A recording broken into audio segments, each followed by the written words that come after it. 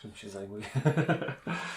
Zajmuję się budowaniem ludowych instrumentów muzycznych, dud, gajd, piszczałek, fujarek,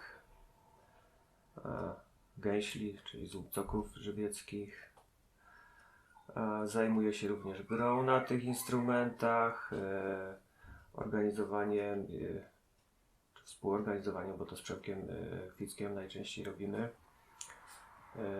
warsztatów dla dzieci. Dzieci sobie budują takie proste instrumenty muzyczne. Czym się zajmuję jeszcze? Pracuję w szkolnym zespole folklorystycznym dziecięcym Małe Hajduki z Pewli Ślemińskiej. Teraz te wszystkie muzyczne, instrumentalne rzeczy się ruszyły, więc znowu głównie tym się zajmuję. Nie wiem, jak to się stało. Nie wiem, no tak się to jakoś działo. Kiedyś te instrumenty usłyszałem gdzieś, zaczęło się od piszczałki wielkopostnej. No i ten dźwięk mnie gdzieś tam zaczarował i chodził za mną przez dłuższy czas. No i postanowiłem w jakimś momencie spróbować zrobić taki instrument. Dudy żywieckie, zrobiłem też ostatnio gajdy śląskie. Fujarki sześciootworowe, piszczały wielkopostne, piszczały szałaśnikowe, dwojnice, złupcoki, czyli gęśle żywieckie. Zrobiłem też dudy bałkańskie, takie na zamówienie. Taki pan przywiózł mi skrypt wydany w Belgradzie w 80 chyba, czy 82 roku i na podstawie tego skryptu zapytał, czy zrobiłbym takie dudy. Gajdy, erskie gajdy one się nazywały i też całkiem fajnie wyszły. No tak po trochu chyba na każdym z tych, które wymieniłem.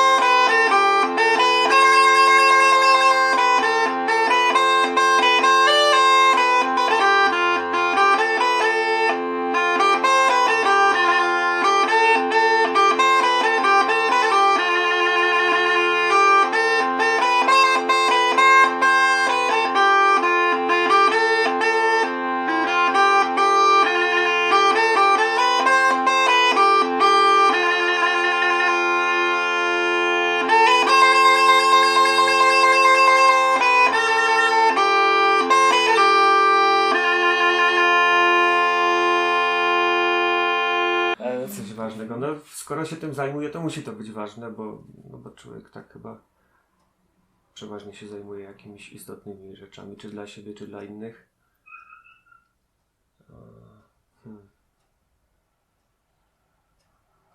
No coś ci nasi przodkowie tworzyli ciekawego, fajnego. Siebie w to wkładali. Przekazywali to następnym pokoleniom i teraz tak chyba dobrze by było to też dalej przekazywać, bo to jest tutaj, to w tej muzyce wszystko jest, jak się tak przysłucha, to jest wszystko to, co się działo, czy co się dzieje. Czasy się zmieniają, ale ta muzyka, ona też w pewien sposób się zmienia, ale no dla mnie też ważne, żeby pozostać przy tych starych formach archaicznych, które w tej chwili już są. No ta archaiczna muzyka żywiecka to jest już właściwie taka egzotyka dla większości ludzi. zacznie się grać dudy i skrzypce, taką starą muzykę i to jest dla ludzi w ogóle jakiś kosmos nagle, skąd to się wzięło, co to jest i szczególnie jak się jedzie z tym gdzieś w Polskę czy za granicę, to robi wrażenie. To jest dzika, swobodna, w tej muzyce jest swoboda, taka wolność. To nie są tak utarte schematy, że ma to brzmieć tak, ma to wyglądać tak, ten dźwięk musi być tutaj z tym dźwiękiem, a nie może być z innym. To jest... Jak ja to czuję, tak to gram. To było ostatnie zdanie w programie Dzika Muzyka, który był nagrywany o Beskidzie Żywieckim. Myślę, że od tego czasu trochę się tak zmieniło się na lepsze. Na pewno zaczęły dudy bardziej być popularne, co mnie bardzo cieszy. Bo widać, że ci dudziarze młodzi się pojawiają. Nawet jeżeli to jest na początek tak tylko na potrzeby zespołu czy sceny, to na pewno część z nich kiedyś jakoś te dudy będzie jakoś tak bardziej tą grę rozwijać i coś innego też nie widzieć. Ale myślę, że tak, jakby, no, to chyba zawsze najtrudniej jest zauważyć to, co jest obok nas. W czymś żyjemy i to zawsze jest i to jest oczywiste i to jest normalne. A jak przyjeżdża ktoś z zewnątrz i mówi, że to jest fajne, macie tutaj coś fajnego i róbcie coś z tym, no to tak człowiek się może podrapać trochę po głowie i sobie pomyśleć, no faktycznie to chyba jest fajne i trzeba było coś z tym zrobić, skoro to mamy. I tak troszkę chyba, no nie wiem, ciężko mi jest powiedzieć, też tak nie słucham kapel po karczmach, nie wiem. Zresztą po karczmach granie, no to jest zupełnie inna bajka, bo to jest muzyka jakby i Karpat, i cygańska, i już w tej chwili taka nawet bardziej biesiadna. Nawet nie wiem, jaki kierunek w tej chwili ograła. Bo to jak obserwowałem, to jeszcze koniec 90 lat, początek 2000, no to było takie zachłyśnięcie się muzyką słowacką. Później dalej na południe, Węgry, gdzieś tam Rumunia. Później znowu to gdzieś wróciło, ale w taką formę biesiadną, bo tego chyba ludzie też w jakiś sposób potrzebowali. Ale teraz tak wydaje mi się, że więcej z tej muzyki. Znaczy ja bym nie nazwał żadnych ani pozytywnymi, ani negatywnymi. No one po prostu są. One są i każdy robi to, co chce i to, co czuje. Na pewno jest też ci współcześni młodzi muzycy, bo to już właściwie większość nie są muzykanci, tylko muzycy wykształceni. No oni mają niesamowicie technicznie opanowane instrumenty i też jakby chcą się wyżyć w jakiś inny sposób. Tutaj muzyka żywiecka daje pewne ograniczenia. Jeżeli chce się grać z dudami, jest ta swoboda, ale w zakresie iluś tam dźwięków i w małym jakby punkcie opanowania instrumentu. A jeżeli ktoś na tych skrzypcach wszystkie tam rzeczy wyprawia, wszystko już potrafi, no to chciałby z tym coś robić i słucha czego innego. Ale no ciężko powiedzieć. W tej chwili bym tego nie nazywał ani negatywnym, ani pozytywnym. No tak się dzieje, a trzeba się zawsze cieszyć z tego, że ta muzyka istnieje. Przemek dużo rzeczy robi bardzo fajnych. W tej chwili z projektu takie zajęcia prowadzi. Też uczy grać na dudach, na piszczałkach, na fujarkach. No i potężną pracę wykonał, bo to właściwie jemu trzeba zawdzięczać, że dudy żywieckie zostały wpisane na listę dziedzictwa niematerialnego. Także tu dużo Przemek działa. Wiem, że w Milówce pan Czesław Węglarz. Tam jest duża grupa dudziarzy i też i dzieci i młodzieży, którzy uczą się grać na dudach, na piszczałkach. No i Fundacja Gońców. Tak, w tej chwili te trzy ośrodki takie, gdzie przede wszystkim z dudami i z tymi instrumentami pasterskimi ta działalność jest związana. A jeżeli kogoś minąłem, to przepraszam. Ja tak jestem generalnie nie na bieżąco, zawsze się ze mnie śmieją wszyscy. Ja nie mam Facebooka, nie za bardzo wiem, co się dzieje tak naokoło gdzieś. Teraz wszystko, co się dzieje, to się dzieje też w sieci i, i jeżeli kogoś ominąłem, a ktoś coś robi fajnego, to mogę tylko przeprosić, ale z racji tej, że mało jestem w sieci. No myślę, że tak. Na pewno nie powinna ulec zmianie ten sposób gry i nie powinno to być za bardzo ubrane w jakieś takie formy. Z jednej strony właśnie ona, żeby została taka jaka była, ale to się dzieje myślę, że tylko przez to, że się słucha. Że ktoś chcący grać tą muzykę musi jej posłuchać. I to posłuchać. No w tej chwili już tylko nagrania mamy starych muzykantów, bo pan Edek, ile to w zeszłym roku? W zeszłym roku zmarł. Także ta ostatnia kapela, ci ostatni Mohikanie już nie grają. Ale no, to trzeba tego posłuchać i wtedy człowiek jak się już w to słucha, wejdzie, no to jakby zaczyna tak myśleć w taki sposób i rozumieć. Czy może nie rozumieć, ale jakoś tak czuć, o co w tym chodzi. Znaczy akurat właśnie mam w domu dwie piszczałki. Jedną piszczałkę 6-otworową i drugą piszczałkę wielkopostną. I to akurat się tak złożyło, że ta 6-otworowa jest w takiej najprostszej formie, tylko wyszlifowana i zabezpieczona olejem lnianym. A w wielkopostnej są już użyte takie techniki zdobienia jak w dudach, czyli wyrzeźbienie, wytoczenie rowków i zalanie ich płynącyną. Zacznę może od wielkopostnej, bo to jest taki instrument podstawowy, najstarszy, bez żadnych otworów. Wysokość dźwięku regulujemy siłą zadęcia. Im mocniej buchniemy, tym te dźwięki mamy wyższe. I dodatkowo zatykamy i odtykamy ten jeden otwór. Przekazy mówią, że piszczałka wielkopostna, dlatego że był to jedyny instrument, na którym można było zagrać w Wielkim Poście.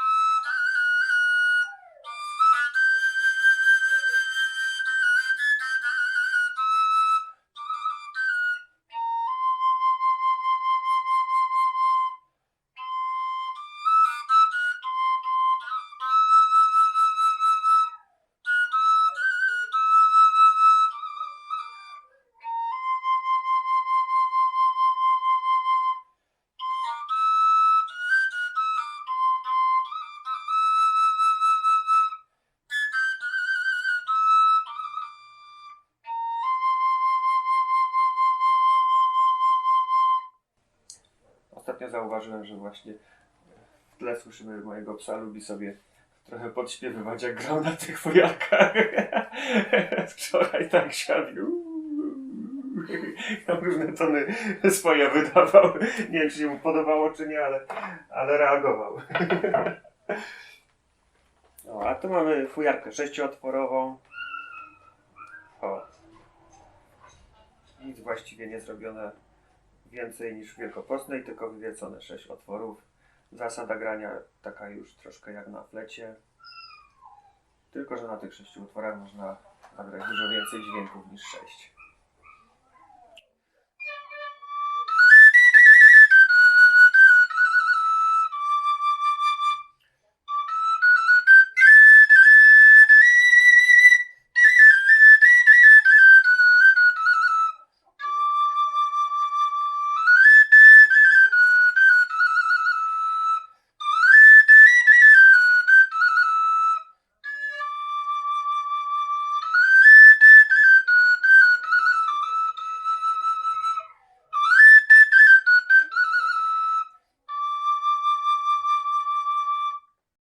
też się zawsze śmiejemy, no bo to tak opowiadają ludzie o tych ludziach starych. Przed weselem siedział, klął, stroił, klął, znowu gdzieś tam moczył, gdzieś coś, jakieś już półmagiczne zabiegi, żeby to w końcu zaczęło grać, bo ma muzykant iść na wesele. Na takim weselu to zarobił pewnie na krowę, jak kilka dni trwało, a tu instrument musi grać. Swoje zdobienia tak. Zdobienia te cynowe, no tak, żeby one mniej więcej tak to, co mam w głowie, w jakimś tam kanonie się mieściły, ale to i tak są zawsze moje ewentualnie jakieś elementy skądś zaczerpnięte z innych instrumentów. A same materiały...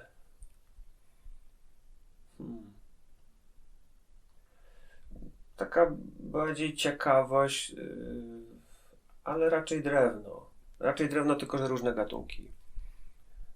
Jak akurat ktoś ma, tak jak było w przypadku tego wiązu. No. Ktoś przychodzi, mam odpad ze schodów, czy ci się coś przyda, czy na coś ci się przyda ten wiąz. Albo gdzieś tam dębu kawałek. Raczej no... Nie widziałem nigdy instrumentu zrobionego z dębu czy z wiązu, ale zrobiło się.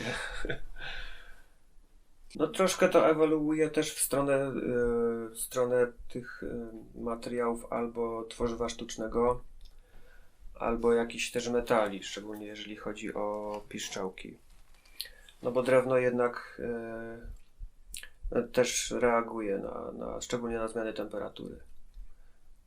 Taka piszczałka, ona jest strojona w temperaturze gdzieś około 20 stopni, ona wtedy gra idealnie, ale już jest tam 5-6 stopni w jedną czy w drugą stronę, to już troszkę inaczej. Ona jakby stroi ze sobą, ale ten strój już jest niższy albo trochę wyższy. I wtedy jest, no ze skrzypcami na przykład jak się gra, no to skrzypce się dostroją, troszkę się obniżą, troszkę się podwyższą, ale jakby grać z jakimś, nie wiem, akordeonem, czy jakiś taki instrument, który się nie stroi, tylko ma swój już taki strój, to już jest wtedy problem. A te tworzywa sztuczne, no one jednak są stabilniejsze. Też jakoś tam pracują, ale trochę mniej. Przede wszystkim wielkopostną stroi się długością.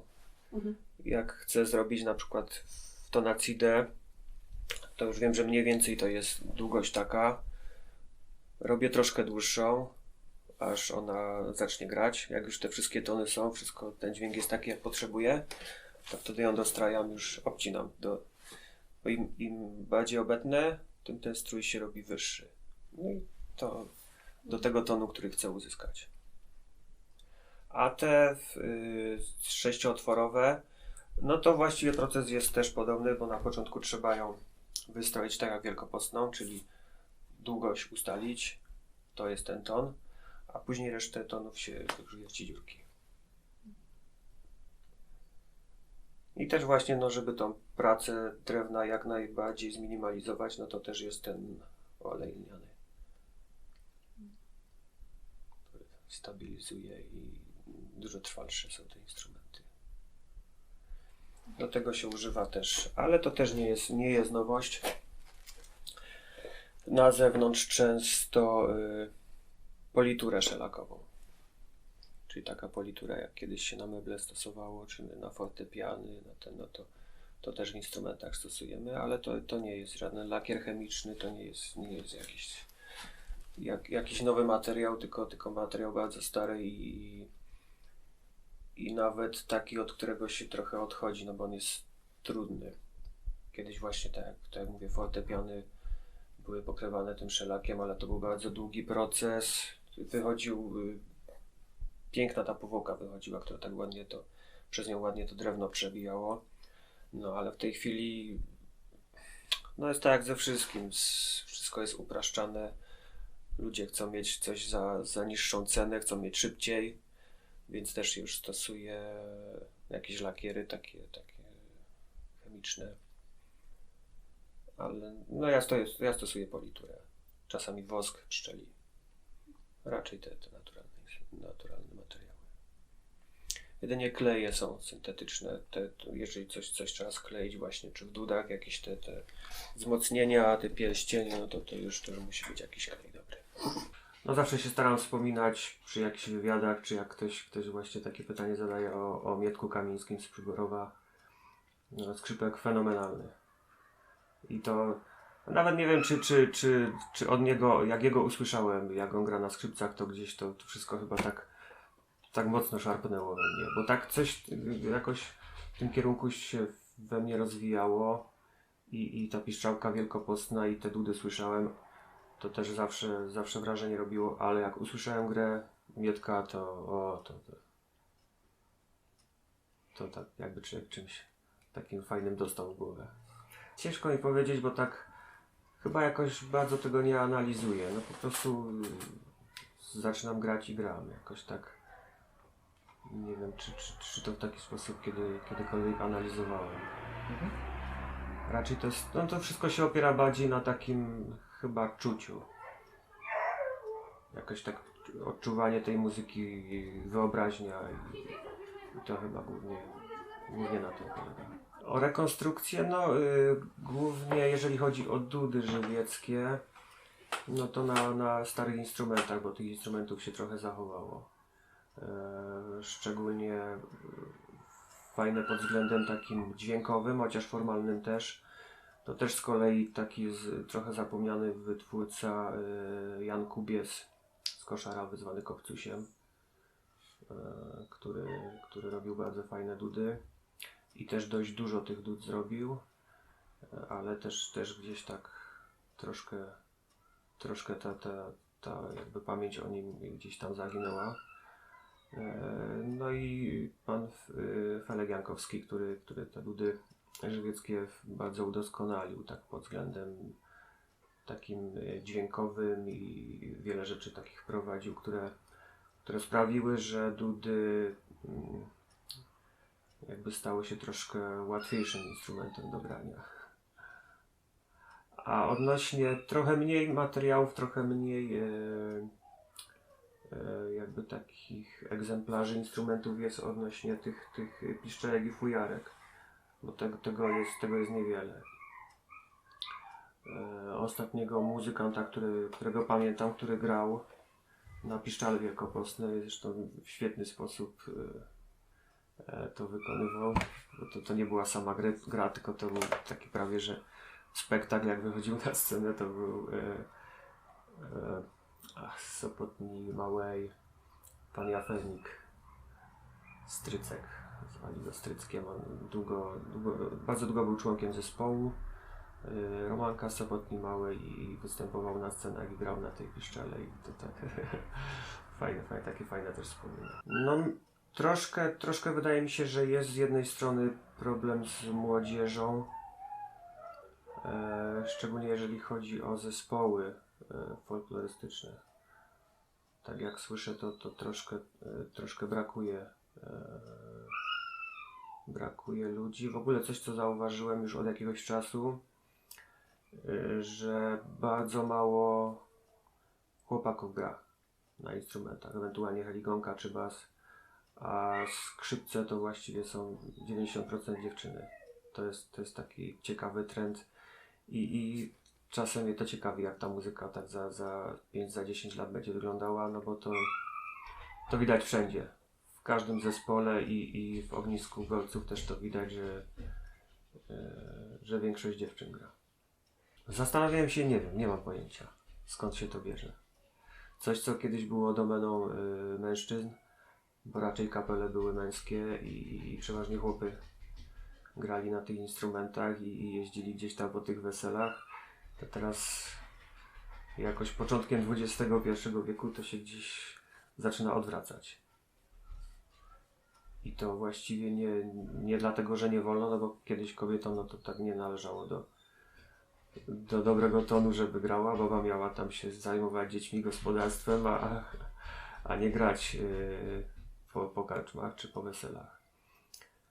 A teraz no nie wiem co jest takiego, że tych chłopaków mniej ciągnie do tej muzyki, a dziewczyny bardzo. To muzyka, która no była właściwie w większości tworzona przez mężczyzn, grana przez wieki, a teraz no ciekawe mnie to. No myślę, że taka promocja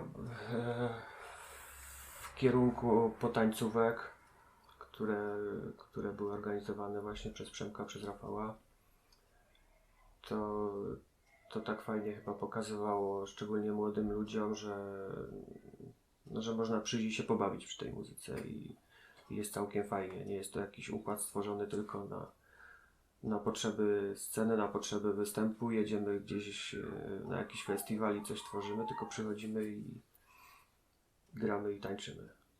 Także myślę, że taki kierunek. No a zespoły są po to, żeby to jednak gdzieś tak w jakichś formach utrzymać, żeby uczyły tych podstaw, szczególnie kroków tańców, ale właśnie żeby ci ludzie mieli świadomość, młodzi ludzie, że to nie jest tylko po to, żeby tam przyjść na tą próbę i później na występ, tylko że okaże się, że można to później wykorzystać nawet tak nie całkiem świadomie, a okazuje się, że fajnie, że się czegoś nauczyłem, czy nauczyłam, bo mogę sobie teraz potańczyć przy muzyce. No głównie jak jakieś warsztaty, to z Przemkiem takie warsztaty dość często robimy, szczególnie dla dzieci, że dzieci sobie budują od podstaw taki mały gwizdek, ale już wiedząc co to materiał, jak drewno, co się z tym robi, jaka jest zasada, żeby to grało. Bardzo fajnie dzieci pracują. Jak jeszcze pracowałem w szkole, zajmowałem się muzyką, to też z dziećmi robiłem takie zajęcia od samego początku. To znaczy szliśmy w listopadzie, końcem października, jak już nie było liści na drzewach, jak już soki z drzew odchodzą. Szliśmy z dziećmi do lasu. Każdy sobie obcinał swój kawałek czarnego bzu. I później przez cały rok, aż do czerwca, był różnymi etapami proces tworzenia tego instrumentu i w czerwcu to zaczynało grać. Teraz zresztą w ogóle chcę o tym pracę napisać, bo no gdzieś mi wpadło do głowy, żeby studiować arteterapię i podyplomowo się tym na razie zająłem i jestem w trakcie takich studiów. I właśnie jak rozmawiałem z promotorem o tym, to powiedział, że to jest w ogóle bardzo fajny temat na pracę, tak, że coś się robi z dziećmi, nawet człowiek nie do końca świadomie, ale dużo różnych technik arteterapeutycznych przy tym się stosuje. I mówił, że można fajną pracę na ten temat napisać, bo jest i kontakt z przyrodą, i kontakt z drewnem, i muzyka, i plastyka, bo to jeszcze oni sobie później ozdabiali te swoje instrumenty. No i w ogóle sam proces tworzenia taki bardzo fajny. Bardzo fajnie, byłem zaskoczony od samego początku, jak pierwszy raz to robiliśmy, to byłem zaskoczony, jak fajnie dzieci pracują z kawałkiem drewna. To jest coś fajnego, super. Jak robiliśmy warsztaty w Korbielowie z Przemkiem, akurat taką dużą grupę w szkole nam znaleźli, bo tak to staramy się 12-15 osób, żeby jakoś ogarniać, bo to są i ostre instrumenty i trzeba bardzo uważać. A tu jakoś tak było, że chyba 20 kilka osób, cały czas gwar, to są takie dużo energii człowieka kosztuje taka duża grupa. I jakoś tak w środku zadzwonił dzwonek i okazało się, że dzieci mają obiad. No i myśmy z Przemkiem, o fajnie, chwilę odpoczynku będzie, bo mają obiad. Oni pobiegli na ten obiad i nie wiem, może za 3 minuty wszyscy przybiegli z powrotem. I znowu do tego kawałka drewna, żeby to kończyć. Czym to jest? No nie wiem, jakoś tak się w tym realizuje. Pochłania mnie to bardzo i no jest świetne zajęcie wrabianie instrumentów, no to jest cudne zajęcie.